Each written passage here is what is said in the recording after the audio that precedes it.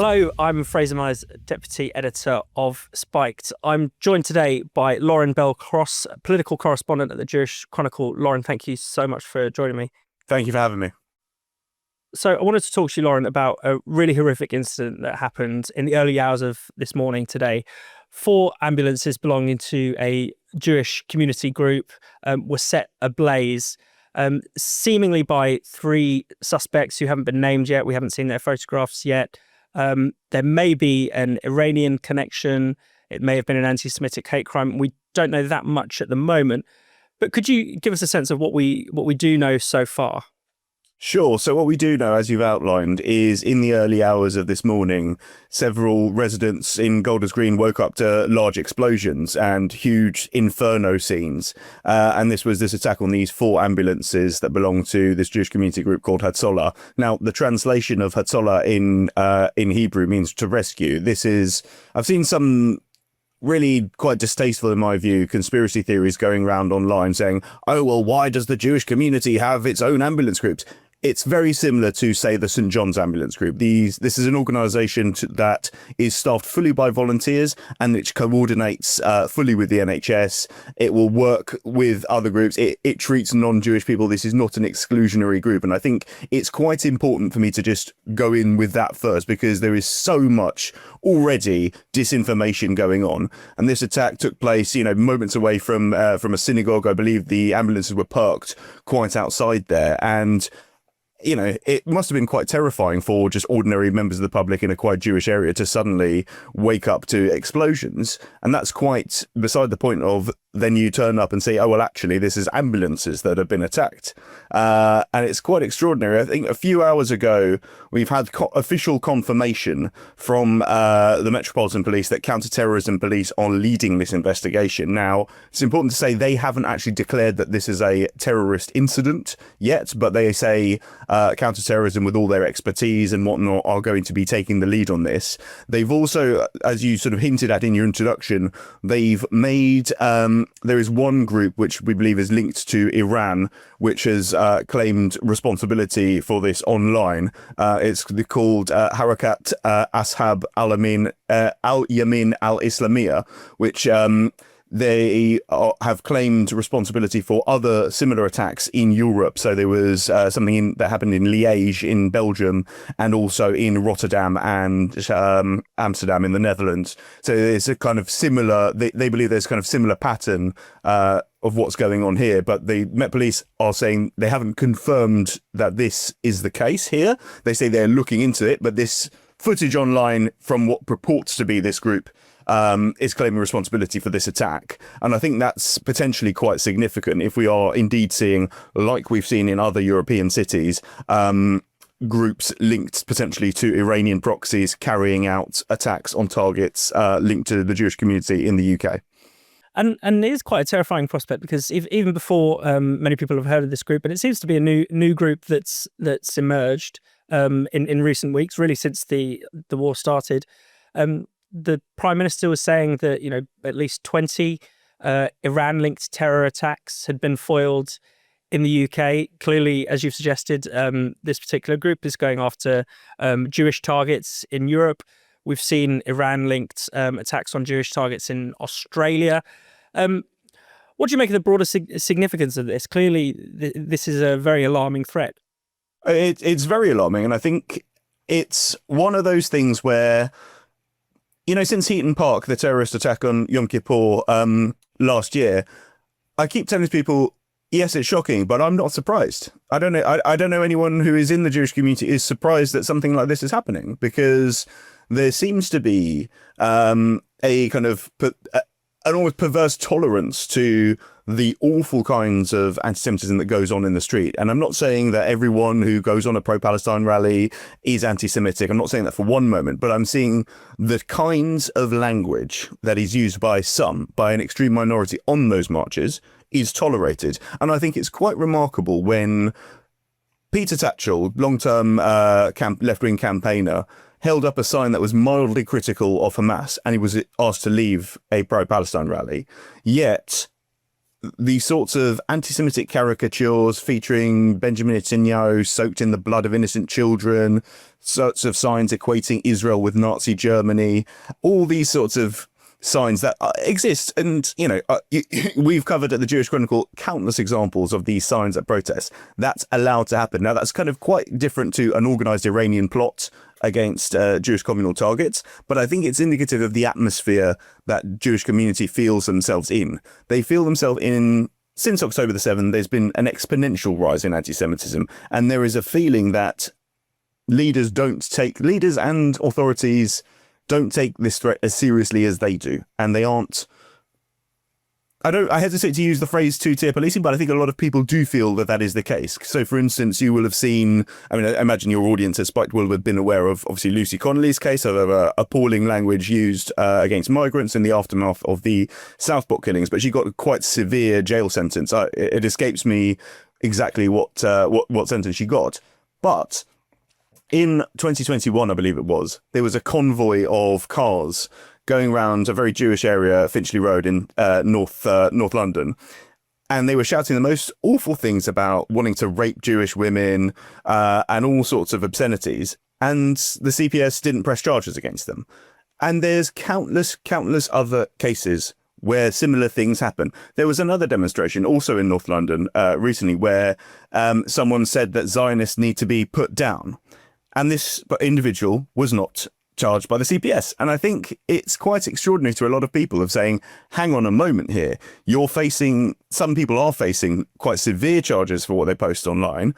But when it comes to people expressing themselves in ways that are quite threatening to the Jewish community, why is the same robustness not been taken there?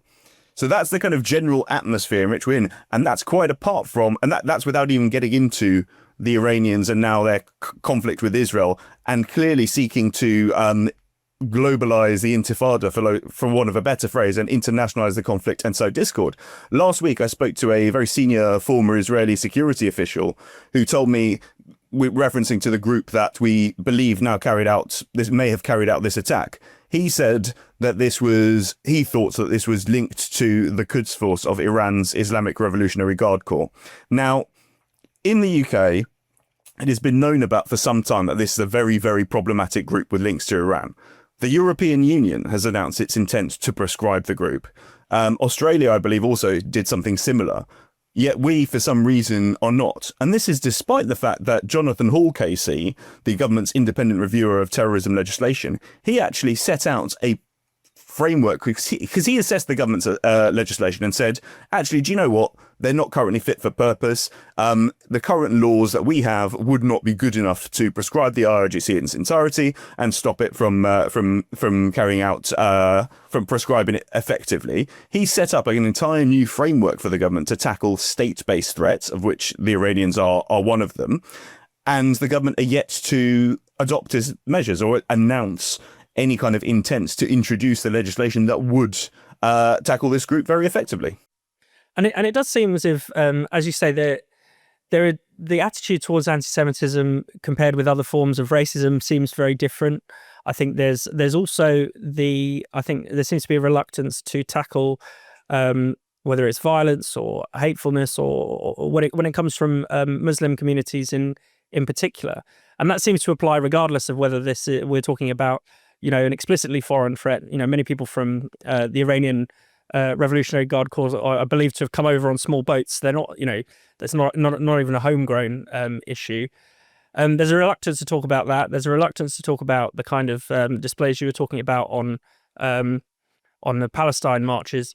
Do you think that's playing a role here? Do you think there's this kind of nervousness around criticizing anything Islamic or anyone who's Muslim is actually, increasing the threat to British Jews, or at least certainly increasing the amount of fear that people are living through?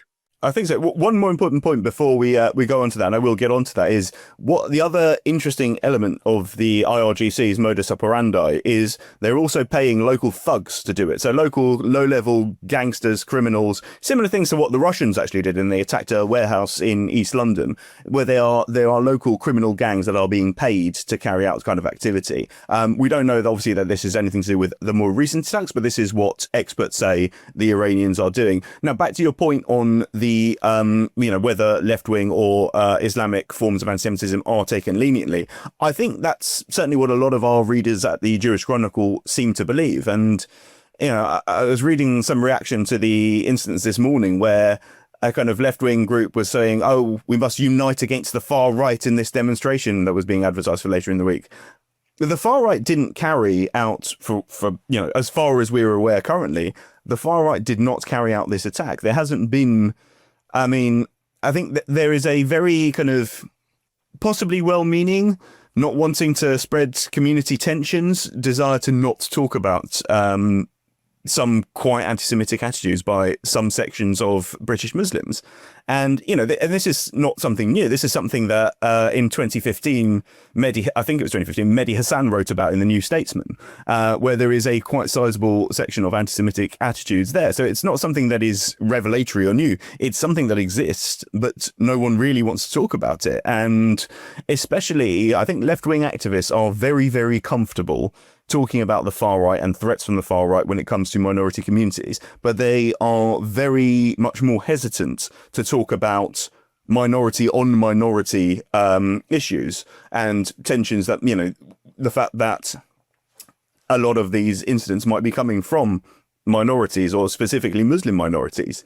I think, the fact that the Heaton Park terror attack was carried out by someone called Jihad who had arrived in the UK from Syria. I think that doesn't sit well with the narrative of some left-wing campaigners. I've got to say, the government, Shabana Mahmood, the Home Secretary, when Heaton Park happened, she was very robust in criticising and saying, we won't tolerate Islamist extremism and the threat it posed to the Jewish community. So rhetorically, at least, there is some people in the government that do seem to get it, and it's not the government that is hesitant to talk about the threat of Islamist extremism. And I think, Shabana Mahmood in particular has not shied away from that. And, I think a lot of people will think actually fair play to her for not doing so. But actually, when it comes to this, people are just so fed up. And they're so fed up of having to talk about this yet another attack that's happening and a threat that's happening, and for it not to be taken as seriously as other threats, when a lot of left-wing people like to talk, seemingly have a paternalistic attitude to ethnic minorities and wanted to be seen to protect them. But that doesn't really cover when it comes to the Jewish community in recent years. And I think that's quite interesting because, you've got now the Green Party, which is one of the only political party in the UK led by a Jewish person, but it is now pursuing is up for debate at their conference later this week, I believe, a motion that would declare Zionism racism. Now, the overwhelming majority of British Jews define themselves as Zionists, which at its base term is a belief in the state of Israel's right to exist. And if you're going to equate the vast majority of British Jews, many of whom will have family in Israel or friends who live in Israel, if you're going to say only this belief is racist and you're pursuing that and not other more bigoted beliefs that, you're paying undue attention to that, people will start to question, well, why is that the case? Why are you doing this? And, bear in mind the original Zionism as racism motion was something pursued, I believe, by the Soviet Union in the 70s, when it was passed by the United Nations and then rescinded in the 90s. So it's a rehashing of an old Soviet trope. And how do you sort of break up the different sort of forms of anti-Semitism that we're seeing today? Is there a continuum? Are there more discrete forms? Because sometimes it can be hard to say whether an attack like the Golders Green one, if it is linked to Iranian terror groups, then it might not have been inspired by the kind of ambient anti-Semitism we've seen recently. But certainly some of the violent actions of, say, a group like Palestine Action will have been formed based on this idea that there's a genocide going on in Gaza, that Zionism is evil. there's a lot of left-wing support, as you noted earlier, for certain anti-Semitic, anti-Zionist tropes, but those people may not necessarily carry out violent attacks. How do you separate these issues? How do you understand them? And I suppose, conversely, the other question could be, I imagine a lot of people in the Jewish community feel that there is, for this reason, an all-out assault on them because some of the forms and sources are so varied. Yeah, I think the best way to look at it is the late Chief Rabbi, Lord Jonathan Sacks, declared in a speech to the European Parliament that anti-Semitism was like a mutating virus. So in the Middle Ages, Jews were hated for their religion. In the early 20th century, it's because of their race. And now they're hated for their state, the state of Israel. And I think you are seeing that in many different areas. So there is some degree of ambient anti-Semitism, people that, might hold bigoted views, but might keep it to themselves. What I think, and this is very much my own personal view, I think that since October the 7th and the kind of deterioration in how Israel is talked about, and I'm not saying for a moment that it is anti-Semitic to criticize the state of Israel. Plenty of Israelis manage to do it. Most Israelis are, when they're not at war, they're often in the streets demonstrating against their government. So it's perfectly possible to do so. I'm talking specifically about criticizing the Israeli government using explicitly anti-Semitic language or anti-Semitic tropes. So, when I find it more problematic when people talk about how, it's this, the Israel lobby controlling US politics or British politics. I mean, it's just nonsense. And anyone knows anything about politics will know it's nonsense. Like any other group or country, there are individuals or people that are in favor of that particular group or country. It's not a particularly uniquely thing. There is a substantial lobby for Arab countries, for instance, in Washington DC, who, funnily enough, aren't as targeted with the same sort of bile that supporters of Israel are.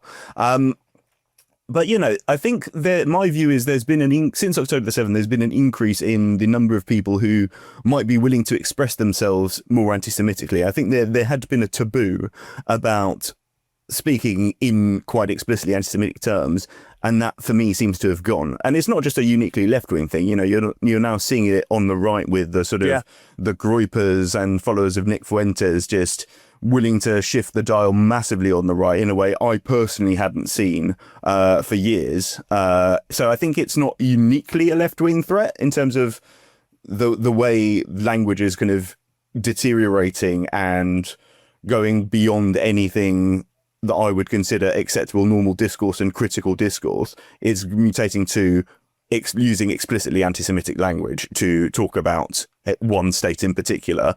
And from that, I mean, you've got to separate out the sort of groups that are organized and willing to do harm versus a general atmosphere that is bad, both of which are awful for British Jews. And I think, you've already seen some British Jews thinking we don't have a future here. I personally think that is not the case. I think, historically speaking, Britain's been pretty good to the Jews in comparison to other European countries, certainly. But I think there is a growing sense that because these issues aren't taken seriously enough, some people will start to say, do you know what? Enough is enough. And that's sad. Do you think in recent weeks it's been, we've seen a bit of a mask off kind of effect? I mean, it's not just that we have, these very explicit attacks on the Jewish community in, Western European countries like the UK. You can't blame that you can't say that that's got anything to do with Israel. We've had the Al-Quds Day march, which where people were explicitly praising the, Ayatollah, the late Ayatollah Khamenei. That can't be, again, sort of painted as some humanitarian concern for the people of Gaza. It's an explicit endorsement of Islamist extremism. So do you think anything's changed in the past couple of weeks? Do you think people are showing themselves a bit more, or have they always been that way and I'm just trying to put a I think sadly, I think people have always been that way, because I think we at the JC have covered the Al-Quds Day marches for years, and no one's really cared, which has been quite interesting. And it's only now, because of the increased tensions because of Iran's attacks on Israel and wider war in the Middle East, that seemingly people have that there's been this much attention and publicity, and people saying, "Oh, actually, no, we probably shouldn't have a group that's." Standing around central London with photos of the Ayatollah saying he's on the right side of history, that might be a bit problematic. But I'm pretty sure. You can fact check this if I'm wrong, but I'm pretty sure at these sorts of marches, before they were a prescribed terrorist organisation by UK law, there used to be Hezbollah flags on display. I'm pretty certain. So. I think it's something that has always been there. And again, going back to our earlier point in the discussion of people not wanting to look and deal with what's out there, with reality. I think it's very comfortable for politicians to repeat talking points about, isn't our diversity great? Isn't London a wonderful place? Everybody is welcome. Well, actually, there are people who hold quite bigoted views, to put it mildly, and they are happy to display them in a way that some people would find quite intimidating. Now, whether they have a right to do so in a free speech society, that's a different question. But it is interesting that their free speech is allowed, whereas others is not. And I think that's kind of what some of your audience might have cottoned onto by now, and have some thoughts about. And do you think, if we say in a few days' time, can you imagine a situation where the political class will have probably moved on already from the Golders Green attack? It felt that way, certainly after Heaton Park, that politicians and the public conversation were very eager to move on, to get on to the next subject.